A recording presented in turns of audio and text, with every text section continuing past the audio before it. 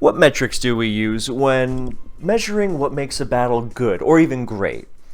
What factors do we take into consideration when assessing whether the greatest battles deserve their status as such? Do we look for a clash of two of the best players? Do we look for a high-stakes tournament setting that adds pressure and meaning to every single turn? Do we look for the highest caliber of in-battle skill? Do we look for excellence in team building? Do we take historical context into account? I would say yes to all of these. However, there is another factor that we must take into consideration, and that is entertainment. Now, I would say that the battles that possess all of the aforementioned qualities already have entertainment built in. However, battles do not necessarily need to possess those qualities in order to be entertaining. And entertaining battles can come in all forms, let's say. Because Pokemon is a game where ridiculous things happen. And I'm not just talking about crazy hacks or anything like that, although that is obviously a big factor. But just people do very strange things in battle, in teams, in the chat. The tournament settings can give more context to this. Like if two guys who just hate each other battle and then stupid stuff happens, that can be entertaining even if the tournament isn't particularly high stakes or if the battling and the teams aren't good. So, I am not saying that any of these negatives necessarily apply to the battle we're about to watch. But it doesn't have super high tournament stakes. I don't even know what tournament it was for. I think it was some Pokemon Perfect tournament. And the date was October 9th, 2017. This game is actually legendary in advanced circles. And if you know, then you already know it's coming. But that doesn't make it any less amazing. And if you don't know, then you are in for a real treat. So, I believe that's all I wanted to get into in this preamble. So let's get into this gem of a battle. So we got a Mence lead against a Metagross lead. Mence in the lead slot is most typically either Choice Band or Mixed. Metagross has a whole host of offensive sets it can run. So we won't get into the whole Mence versus Metagross lead matchup because otherwise we'll be here till tomorrow. Which I'm fine with, but that is not the subject of this video. Lead matchups in advance, another video to come up. So many videos to make, it's crazy. Isn't it amazing? What a great problem to have. Anyway, so whether or not the moves that these players make will reveal something about their teams. Or at the very least about how they want to approach the early game, whether they want to be aggressive or careful. So, we see a switch to Zapdos from Markop, great move, because it covers everything that Mence might want to attack Metagross with, either Choice Band EQ or Fire Blast. I mean, Fire Blast will sting a little bit, but nothing that Zapdos can't handle, and then he knows that Mence is mixed, and then he can respond in kind, since Zapdos will generally threaten Salamence heavily. So, the first turn Earthquake reveals that it is going to be Choice Band Mence, because just EQ Mence in the lead slot is going to be CB. And that already suggests a lot about Sam's team, because CB Mence is never seen without Magneton, nor should it be. But that's why going for that turn 1 Earthquake is kind of a risky endeavor, because you reveal a lot of information about your team, because CB Mence mag structures are generally limited. So it's generally, even if he does think he can maybe get a turn 1 CB EQ KO, it might be better to switch out, just because CB EQ doesn't KO a lot of Metagross sets, first of all. And second of all, it's very likely that Markop switches, because Metagross is very valuable defensively, and might not want to risk it on the first turn. So he gets a lot of information, so advantageous first turn for Markop, and I'll try to be faster on the next turn. There's just so much to analyze. So Zapdos BP's out, very riskless move, and brings in a Heracross against the P2 switch. We go for a Choice Bit Markop goes for a Choice Band Brick Break and slams P2, who goes for Ice Beam.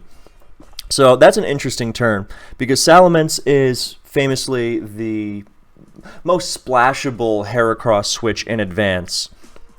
And so that would, Markov being a good player, wouldn't want Mence to just switch in for free, or relatively free, on a Mega Horn, so he might predict it and go for a Rock Slide, or maybe double switch to Zapdos, and Sam was looking to catch either of those, especially because Banded Hera is quite rare. But Markov makes a great move and just goes for Brick Break because Mence is not going to be healing it off. It's CB, no lefties.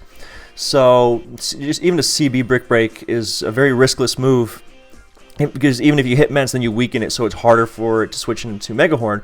And if you think Sam might get up to something funny, like Ice Beaming, then, or T-Waving, or whatever, then you are able to punish it. Now P2 lives because P2 is a beast. But great move from Markov. And now we're in an interesting position. Is he going to Brick Break again? I would argue that it's a good move, simply because you were fine with Brick Breaking into Mence before. And now you Brick Break into Mence, and you have a weakened P2. Markov maybe gets a little ahead of himself and goes to Zapdos, and Sam makes a great, risky but great move and stays and recovers on the double switch, as Markov tries to catch the Mence coming in. So, resisting the urge to just analyze that entire turn. So here comes a switch to Scarm for Markov, and he's got, well, the Mag is lurking, but generally it would be fine, because if Porygon 2 is the switch into Zapdos, then that generally suggests a Zapdos weak team. So just the one spike against Magneton is going to be fine. I mean, we don't know how well Markov switches into a well-predicting CB Mence with Scarm gone. Generally, CB Mence threatens everything with Scarm gone. And with Scarm, removed from the battle, not Scarm Flygon. The resistances Markov has are sufficient to pivot around any move Mence might bring, but this is where the prediction comes into play, because if you spike and then get KO'd, and Magneton, and then you go to Heracross to revenge Magneton and throw out a Brick Break, Mence isn't taking Spikes damage, and you're down a Pokemon, and now you are giving it an opportunity for a big Choice Banded hit. So, it depends on how scared Markov's team is of CB Mence. I would say a team with Heracross should generally be fine against CB Mence. It's because right now he's not very sturdy against something like DD Tar or Arrow anyway. But that is something to consider, whether he wants to get the spike or try to pivot around a Hera switch. So Magneton comes right in, and Markov goes for a Toxic. Now, I don't know about that. I think he was just looking to catch P2 staying in, because if he Toxics P2, then Zapdos is just going to win the game, probably, because P2 Magneton is not sufficient Zap defense. But I think it was unnecessary. I think you spike or you double switch there, because Hera could have come in and caught either an Ice Beam or a T-Bolt or Magneton, and you've still got Scarm around. And you have the potential to start messing things up with CB Mega Horn, or you can CB Rock Slide the Mence. This looks like it might be a game of two Choice Banders and their prediction wars, depending on the rest of the teams. So Markov protects to get out of T-Bolt range, and if this is not a Magneton, it will not KO it. And even if it is Magnet, it is a roll. Although if it's not at full health, then it's much more in Mag's favor. So, and it lives and gets the spikes. And Sam makes a nice move and gets a sub. He gives up the second layer, but the second layer is generally not as hazardous, especially at this point without Sand up. And it might be worth it because he's going to get a KO, and he's going to have Mag behind a sub to potentially mess up whatever Markov wants to bring in. Because Magneton is surprisingly irritating to a lot of offensive teams. That typing, and of course powerful stab T-Bolt. So in comes Heracross, just going to start spamming Brick Break. And he's got the spike down, and it lives T-Bolt because Heracross's Spidef is underrated. And here comes Mence. So now, moment of truth, are we going to see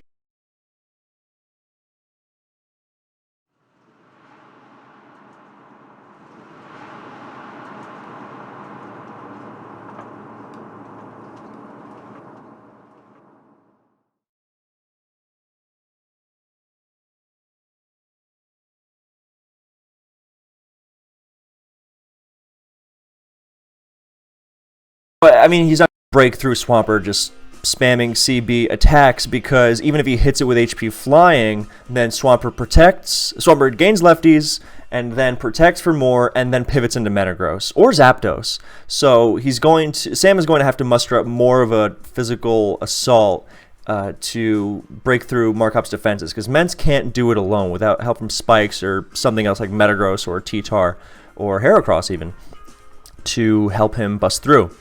So Markop's probably not going to get as much out of Hera as possible. Just kidding, because he makes a beautiful double switch back to Hera on the switch to Swampert from Sam. He didn't know what was going to come into Pert, but generally it's not a bad idea to double in Hera, just because whatever Sam switches into, it's probably not going to be anything that Markop can't handle. A bulky Pokemon are still very healthy. So, and at worst, then you just don't get anything out of that double, but you scout the team more. At best, well, actually, at worst, Sam makes a great prediction and Rock Slides again and kills Hera, but at best, you get a free Choice Band Mega Horn off. And this is why I like Swarm as the ability on Band Hera, by the way, because you get knocked down into low range a lot, and suddenly this Mega Horn would be threatening to KO Swampert. But it's hard to argue against Guts, obviously. So, second layer of Spikes actually paying off nicely for Markop here, as it means Swampert doesn't out heal with what's it called, lefties and protect, which it would against one layer of Spikes. And we'll see if it's worth it for Sam, because he did get the big smack on Hera that renders it unable to switch into P2, which is really big actually. Layer versus the extra chip damage on Hera. Anyway, that a Swarm Mega Horn would have done a ton there, as even just a regular CB Mega Horn does 45% at -1, which is crazy. Band Hera is a very underrated Pokemon. So there goes Zapdos, and great move by Markop, as Sam was looking for a Metagross or Swampert, since EQ hits Pert almost as hard as HP Flying, and also has the benefits of hitting Metagross super effectively, of course. And Markop reads that nicely, goes to Zap, and now he's threatening big time. So T-bolts into Pert. If Pert is a Zap switch, that is generally a sign of trouble, and down it goes. In comes P2, famously not a Zap answer. Now Metagross is going to switch in for pretty much free. Oh no, he's just going to Toxic it, okay. But now Metagross switches in for free, and P2 is Toxic, so the Zap train is going to... I don't know why he didn't BP there. Maybe he didn't want to accidentally pass -1 off a Salamence double, but I think that was very unlikely. And even then, yeah, it's, maybe he just forgot. It happens. So Metagross, great move, and we see that Markop's Metagross is CB as well, as it just shatters Sam's Metagross coming in. Great move, because he knows it's CB, so he doesn't want Magneton to come in and trap him, and he gets the benefit of taking out Metagross. So nicely done by Markop. I wouldn't even say that was a prediction. That's another video I want to make, why it's unnecessary to quote-unquote predict a lot. And that was just a matter of nice positioning, because first of all, Mence is not going to come in, but even if Mence comes in, you can handle that. Because actually, if anything, if Mence uses a move to hit Swampert hard, then that means free entry for Zapdos, and free entry for Zapdos means a KO. So in a way, you want Salamence to come in on your EQ. I mean, obviously it's better if you get a KO against Mag or Meta beforehand, but even if Mence comes in, then you just go to Pert, and then you have your Zapdos switch, and you're sitting pretty. Now, we don't know if Markop can handle Sam's Magneton too well, but we haven't seen his last yet. But very, very intelligent EQ from Markop there. Not a matter of prediction, just positioning. So, really well done. I'll probably come back to that as an example in that video I make. So, Mence, he doubles into Magneton to take the... to go one-on-one against Swampert. So, does that suggest HP Grass? I suppose it would, because Swampert was 100% coming in there. There's no reason not to go to it, because it takes HP Flyings, and, you know, even if it does take HP Flying, then Zap comes in, just as we said. So, Sam subs, looking to check out a switch, and Markop does not take the bait. He stays. Swampert barely lives. And down it goes. So Mag dead, Zapdos looking even better. Of course, Markop Swampert took a big hit. But with Protect, we're going to see an example of the famous advanced phenomenon of Swampert being unkillable with Protect, as Sam goes for a Rock Slide there, hoping to catch... Well, I don't know, because Protect was very obvious there, so now he's... Point being, Markop doesn't even go to... good lord, that was a mess. I assume that Rock Slide KO is from 19. I'm not going to... Or 18, sorry. 18.3 as we see in this replay. So, he Rock Slides, and Markop goes to Celebi. So, turns out he did have a safer switch into Grass Mag. But he's really far ahead at this point, because the last is almost certainly going to be a physical attacker to actually take advantage of Mag and P2. So, that makes it likely that it's like Heracross or DD Tar. Those are the most common... Because this is why Mag comes in, KO's Skarm. Doug comes in, KO's Mag. Then P2 comes in, and you've got a nice 2-for-1 and some really not just a 2-for-1, but a couple of really troublesome Pokemon out of the way in both Skarm and Doug. That's the whole idea between Mag P2. And then your Metagross and your DD Tar can go wild, unconstricted by either.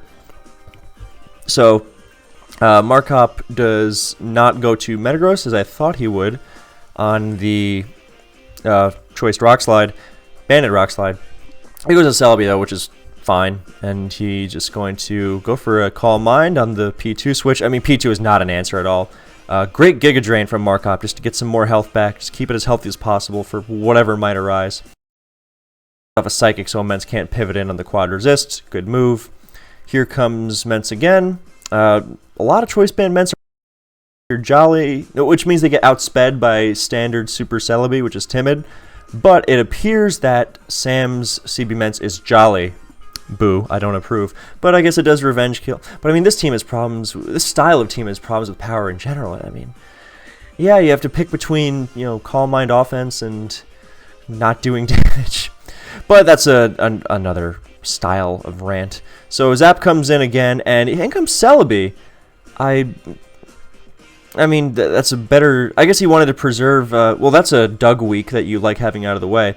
Oh, it's SD Pass. Okay, that makes sense. So it was probably an Agility Metagross. So, I don't know, that's a... Oh, I guess it's just Psychic. Okay, that's cool. So Zapdos goes for Toxic, just to prevent it from doing anything dumb. But at this point, he's crazy far ahead. Very nicely played and positioned by Markop. Sacks Heracross. Now he can get Metagross in and just match.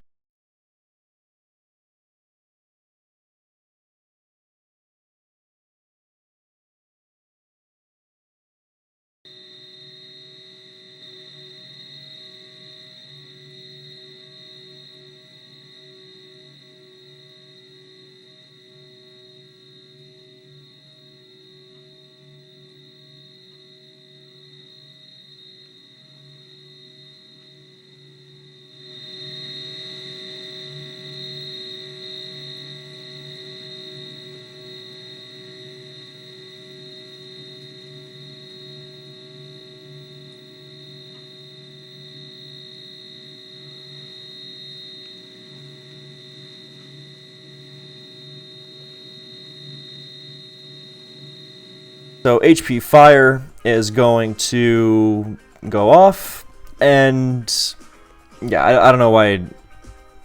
So I guess you want to preserve your offensive Celebi to sweep later, but then you don't have Zapdos checks, and therein lies the problem of the style. Well, one of the many problems with the style of offense. Anyway, Mash misses, and Celebi gets another HP Fire off, which is going to put Salamence in, or Metagross in Rock Slide range for CB Mence. So Sam's only hope is to go hero mode with Rock Slide. So it takes out Metagross, and in comes Swampert, and Markop plays this very, very smart. He goes to Swampert. He makes the most out of advanced mechanics. First of all, he doesn't rely on Zapdos. He's going to sack Zapdos because he sees that the Mence is jolly, so he doesn't want to rely on a speed tie. So he would rather just stall it with Swampert. So that's how advanced mechanics work. You get leftovers if you come in after a KO. A direct KO, not like a status KO. And so he gets his nice 12.5 there. And so 31, and now he's going to get another 12.5. So as Zapdos goes down, Zapdos also burns Rock Slide PP, 2 Rock Slide PP for the price of 1 because of pressure. So another